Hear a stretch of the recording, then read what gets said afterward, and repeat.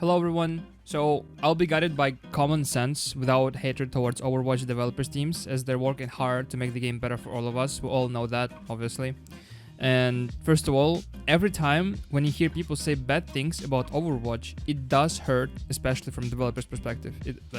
I can't imagine how bad it is to hear people just say bad things about the game when you working on it 24/7. I mean, you kind of expect the bad things to be said, but it still hurts, because Overwatch developers, they put tons of time and effort in creating heroes, cinematics, skins, lore, maps, voice lines, battle pass rewards, and many other content ideas, and it's not easy, whoever says otherwise.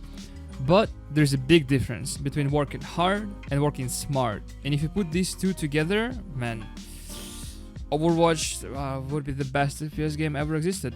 Overwatch community, despite all the negative things you might think of them, they're truly very loyal and passionate about the game.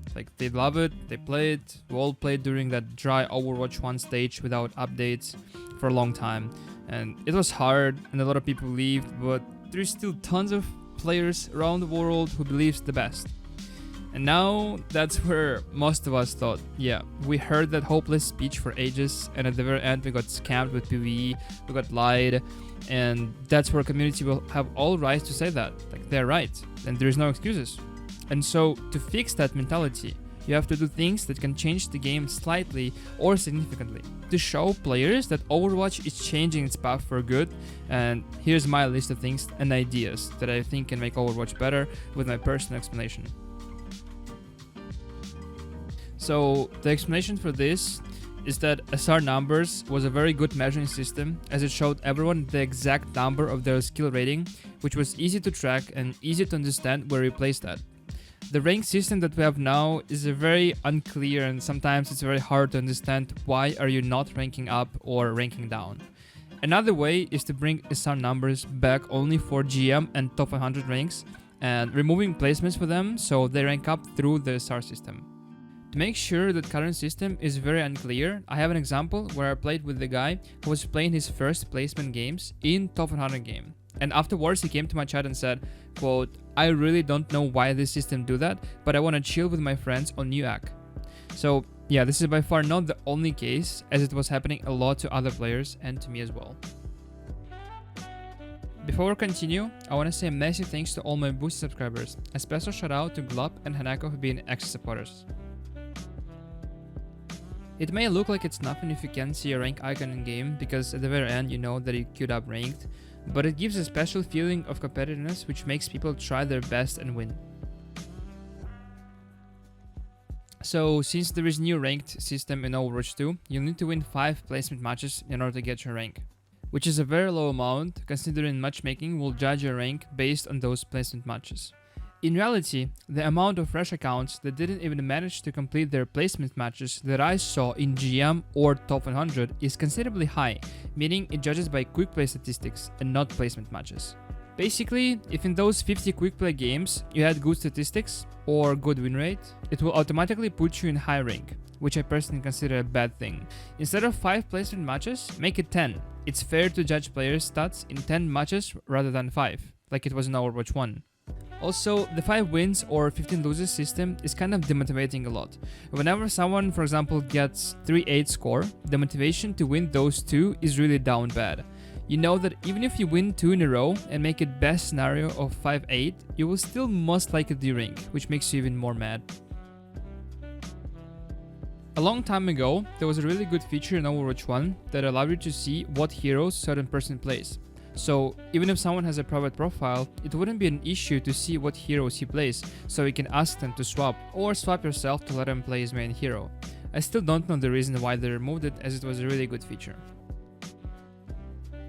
DECAY is made to motivate people play ranked and to prevent rank campers. Some of you know that player Yazan hit 10 accounts in top 10 EU leaderboards, which is crazy in every single way. People getting rank 1 at the beginning of the season and camping till the end of the season.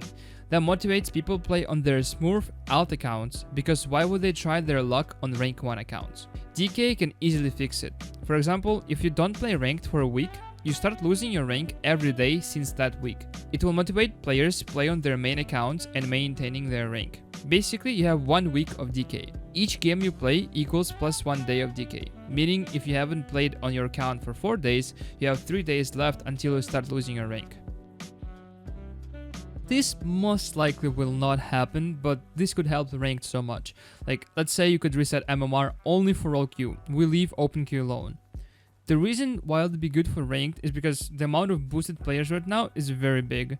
We know that from Season 3, when everyone was making tweets where they see people suddenly rank up from gold to GM, and people still doing those tweets nowadays.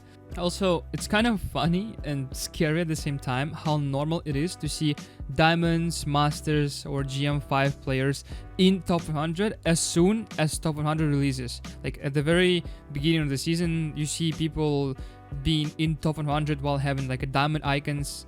Just crazy how stupid it is. The main point is to get rid of as many boosted players as system can to make ranked experience better.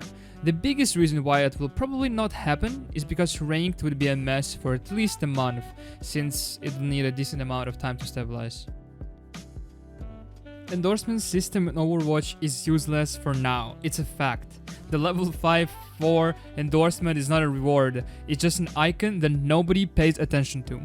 Most of the times, it means that people with high endorsement level are casual players that sits in arcade, custom games and do like, I don't know, role plays, play PvE, custom games, whatever. Which is not a bad thing, it just justifies how useless the system is. In order to fix that, you need to make a proper reward for it. Instead of just an icon, you can make a special window menu at the end of the game, right after play of the game, similar to card screen in Overwatch 1, where you can get to choose who to endorse, but at the same time not forcing people to do that. So people who wants to leave without endorsing can just skip that menu. If you get a level 5 endorsement, as a reward you can get special profile icons, special charms, or unique animated sprays, or a special souvenir, and etc. It's just up to your imagination. These are... Alright, look, do I really need to explain this one? Some games are truly unbalanced, unlucky, and unwinnable. Having 5 players agreeing on to surrender won't make the game worse. And yeah, if this idea will make it to the game, there 100% will be players forcing surrender button on the first lost fight, but you can't fix it. You can't fix the toxicity of people no matter how hard you try. It's a human factor that only depends on the person. In that case, you just mute that guy and refuse to surrender and keep trying your best. I think it'll be cool to be able to buy cosmetic stuff with your competitive points. I personally have over 15k competitive points in every gold gun, so I just have to wait until they release a new hero to spend those competitive points, which I found odd at the very least. And as usual, it's up to your imagination. It could be anything: special charms, special profiles, icons or banners, special animated sprays, special emotes, and etc. At this point, I'm just suggesting a different ways of monetization. Stickers on the guns sounds like a cool and possible idea for Overwatch. Similar to CSGO stickers, they can be Overwatch esport related, like teams, players, and you can make any type of sticker, skin, charm combination. Don't get me wrong, the crosshair settings is not bad, but in my opinion it lacks the amount of comfortability. Adding crosshair presets would be awesome, so you don't have to change your crosshair manually. While Jared News said it's not their top priority, I still think they're missing a lot on this feature. As I said before, in order to fix the bad reputation, you have to add something noticeable in game. This feature just fits perfectly in Overwatch and will definitely add something new. Imagine if CSGO or Valorant didn't have any knives or guns expectations. Sounds absolutely terrifying. YouTube channel PJ Rascals should be actually hired to Overwatch developers team, as he makes some incredible fan-made animations. Please check his works.